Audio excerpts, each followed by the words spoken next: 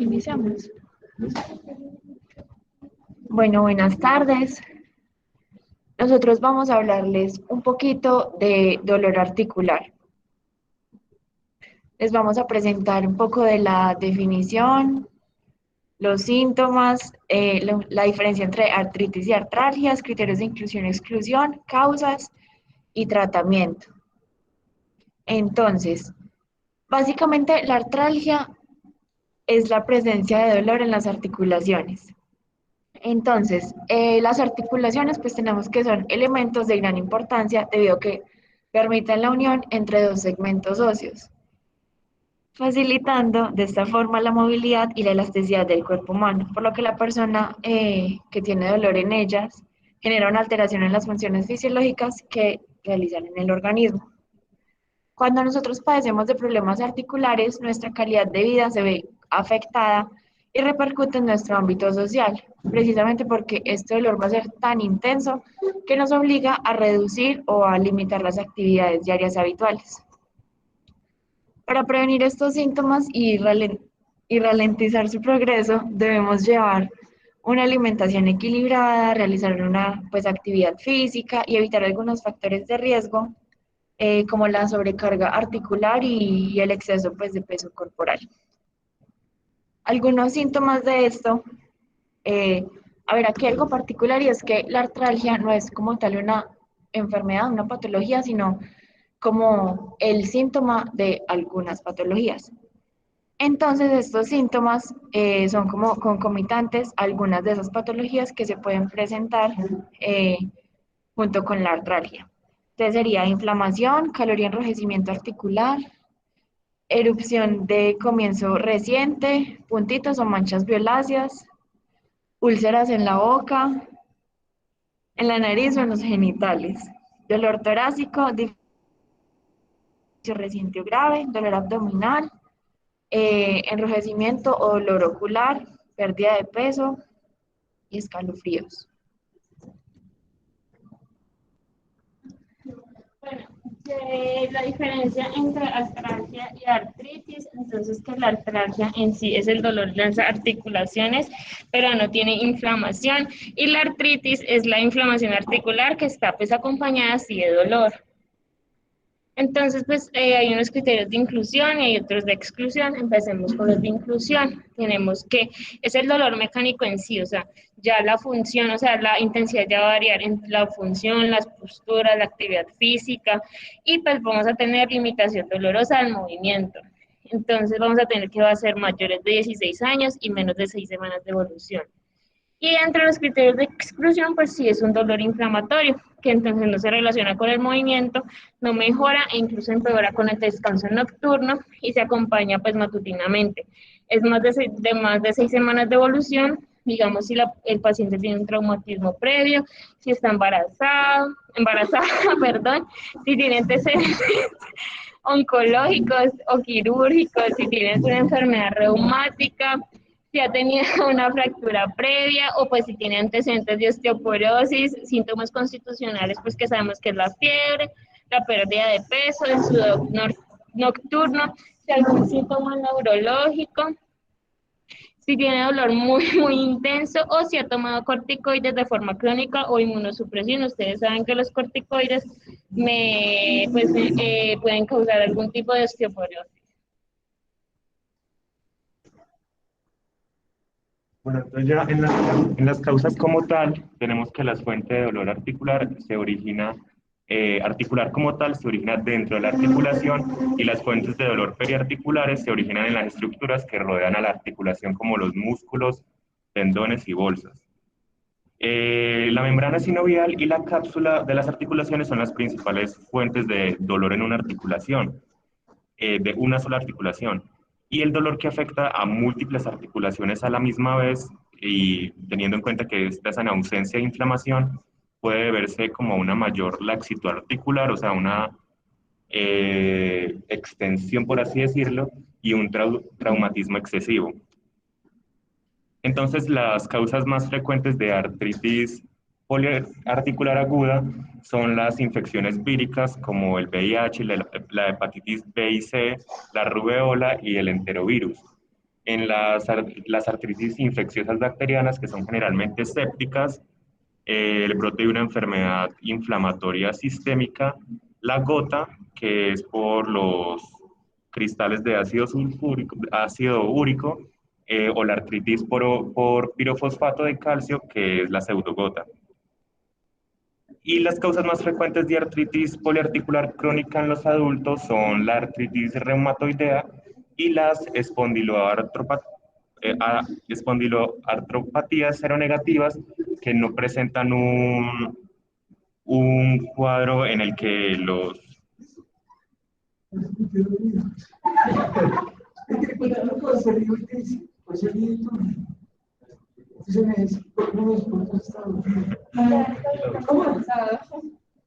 Empezamos nuevamente y me quedo no me había dicho nada.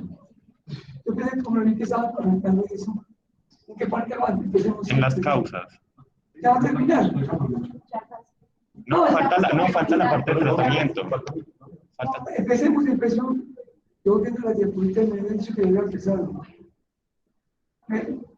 Bueno. Aquí en la diferencia de artralgia y... Empecemos desde el principio.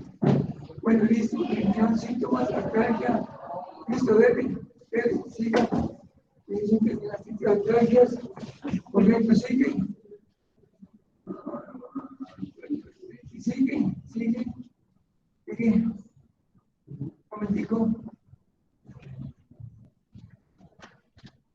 Listo. Correcto.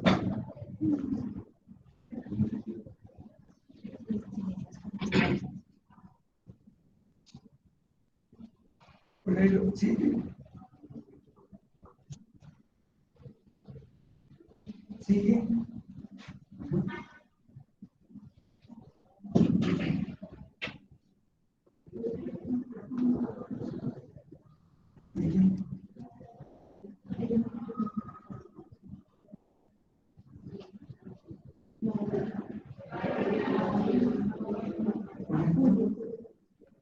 Y acá ya íbamos.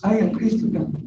Entonces ya están las espondiloartropatías seronegativas en las cuales no hay factores reumatoideos positivos, y estos son la espondilitis anquilosante, la artritis reactiva psoriásica, que es la que está acá en esta imagen, y la artritis enteropática. Y está el dolor poliarticular, que no es inflamatorio, que en los adultos se presenta principalmente como artrosis, el dolor de artralgia crónica en adultos, que es artritis reumatoide y artrosis, y el dolor poliarticular crónico en niños es la artritis idiopática juvenil, que acá se puede observar. Y ya pasamos a la parte de tratamiento. Entonces ahora les voy a hablar acerca del tratamiento. El tratamiento varía entre si es artrosis o artritis. Tenemos en cuenta que la artritis, como es una inflamación, entonces el tratamiento va a ser enfocado más que todo hacia antiinflamatorios, como lo son los corticoides, los AINES, los inmunosupresores, como es el metotrexato, entre otros. Entonces vamos a hablar primero del tratamiento de la artrosis. Entonces, a pesar de que las alteraciones fisiopatológicas suelen continuar cuando han aparecido los síntomas y los signos, entonces esto puede causar un diferente grado de incapacidad según el nivel en el que esté. Entonces, lo primero que debemos hacer es un cambio en el estilo de vida, como lo es una rehabilitación, que es mostrar al paciente cómo se hacen los movimientos o cómo mantiene sus arcos de movimiento intactos para que no se cause una atrofia o no se cause alguna pérdida de funcionalidad de la articulación.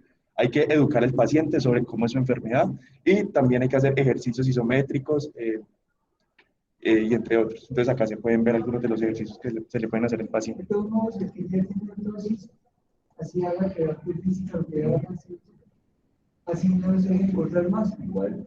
Ya va camino a una destrucción del cartílago, ¿cierto? Cierto. La condrolisis. Entonces, bases para el tratamiento de la artrosis, la individualización del tratamiento, mirar el paciente individualmente cómo se va a orientar y cómo se van a hacer las indicaciones tanto farmacológicas como quirúrgicas. El objetivo es aliviar el dolor, educar al paciente y disminuir la progresión de la enfermedad.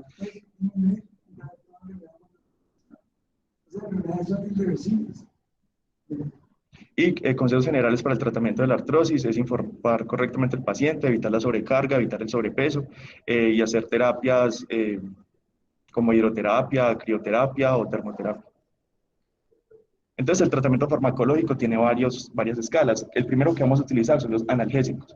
En la artritis primero se utilizan los AINES. El primer analgésico que vamos a utilizar es el paracetamol y después vamos a utilizar los AINES, que vamos a utilizar más que todo su efecto analgésico, más que el antiinflamatorio. Vamos a utilizar los condroprotectores y la capsaicina tópica, que es un medicamento de origen vegetal que inhibe la sustancia P. Entonces, pues las medidas son esas. En la primera elección es el analgésico y lo vamos a utilizar con paracetamol.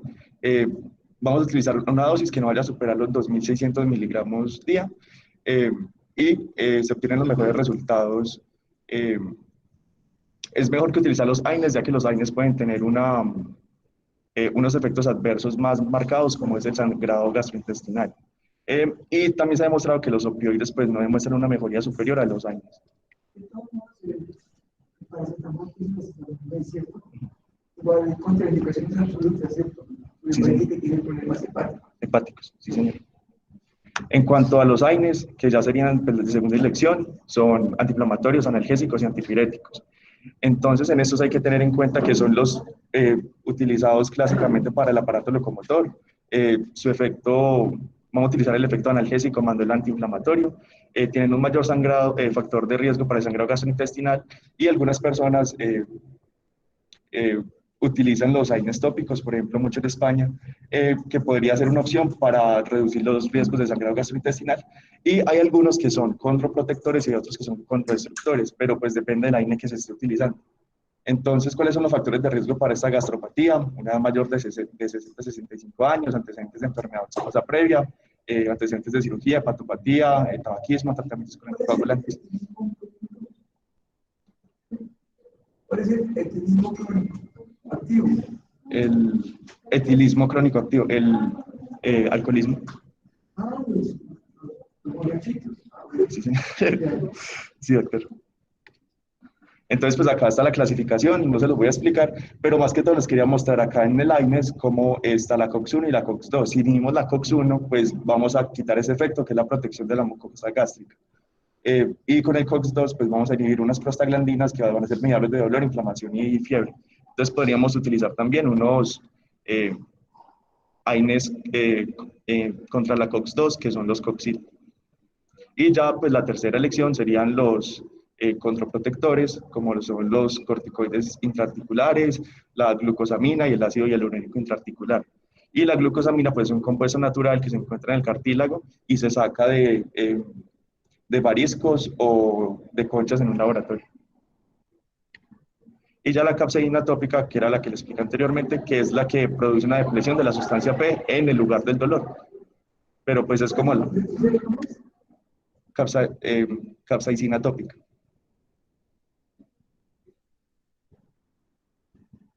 ¿Y si hemos tomado un efecto? Creo que No, doctor. ¿cierto que casi no? No, casi no. Pues si se utiliza No, como... para dolores muy leves, lo que no tiene un dolor, porque es un dolor de 7, 8 sobre 10, o de que se diga, pasamos de los analgésicos o los antiinflamatorios, ¿cierto? Sí, señor. Sí, lo que es AINES y analgésicos serían el primer tratamiento para la artrosis.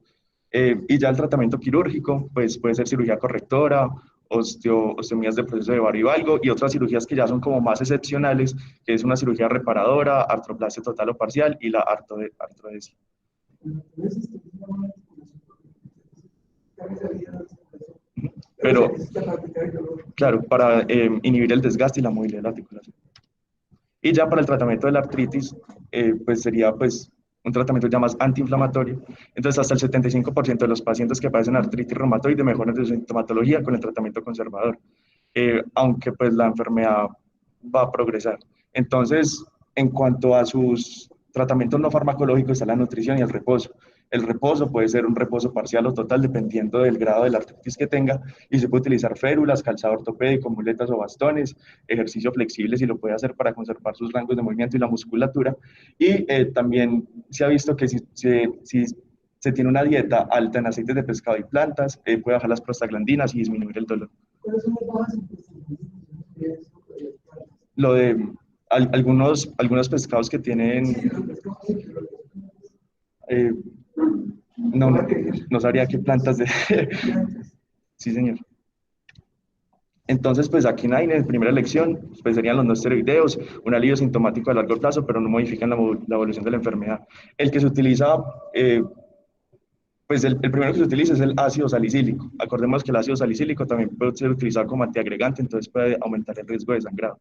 Entonces, este se va a empezar con una dosis de 0,6 a 1 gramo 4 veces al día, incrementando la dosis hasta su máximo, pero el promedio que se va a utilizar es 4,5 gramos. Pero para que no haya este efecto gastrointestinal tan marcado, se puede utilizar una cobertura entérica para que haya menos irritación.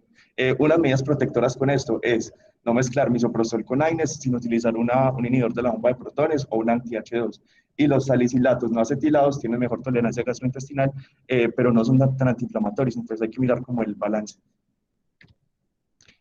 La segunda elección, pues indudablemente van a ser los corticoides, son los fármacos antiinflamatorios más efectivos a corto plazo. El principal es la prednisona, pero sabemos que los corticoides tienen muchos efectos adversos, como lo puede ser un síndrome de Cushing cuando se para rápidamente el tratamiento, puede también predisponer a muchas infecciones, neumonitis, entre otros. Entonces hay que tener cuidado con esto. Se utiliza más que todo en una pues, evolución aguda de la enfermedad.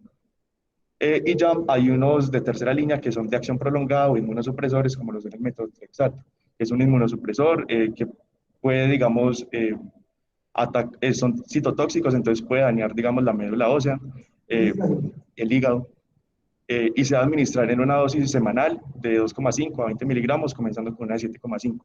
Y también hay otros se llaman de acción prolongada, como los son las sales de oro, hidroxicloroquina, sulfasalazina y penicilamina, que se utilizan junto con los AINES, aunque sus efectos adversos son variados, como hepatotoxicidad, retinopatías, más que todo con la hidroxicloroquina, y síntomas gástricos y síndrome de Goodpasture. Entonces... Las sales de oro casi no se usan. Sí, las psicologías sí. Las otras no. Bueno. Y ya. Y también están los biológicos, ¿cierto? Para artritis reumatoidea. Están los antifactores de... Sí, señor. Y ya. Muchísimas gracias. Listo. Muy bien, muy bien. Doctor, y acá le imprimimos pues la... Gracias, sí. Sería poco a poco pensar en el campo de la medicina práctica, ¿no? Poco a poco. Bueno. ¿Listo? Sí, doctor. ¿Acabamos? Bueno. Entonces, el examen va a ser el lunes definitivamente. Sí, doctor.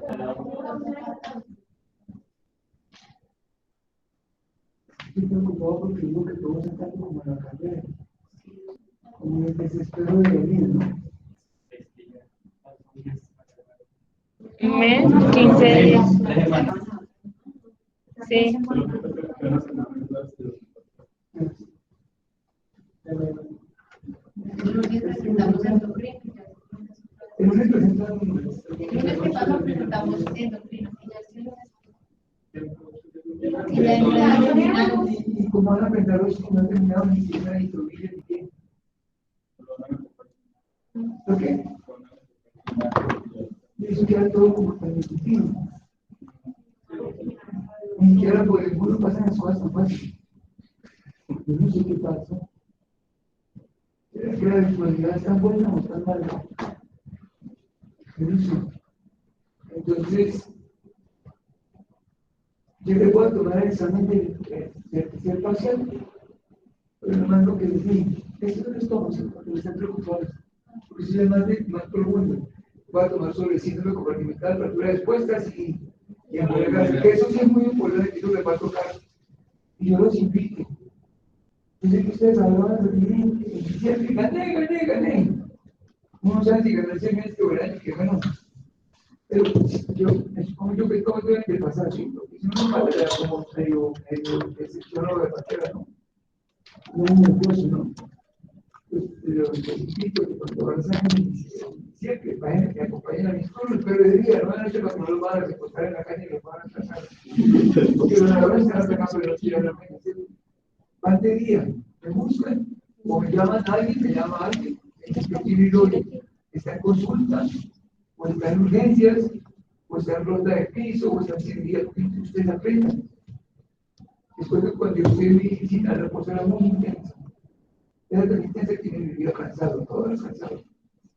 Como ahora que me quedé dormido, yo salí de turno y una vez entré a operar.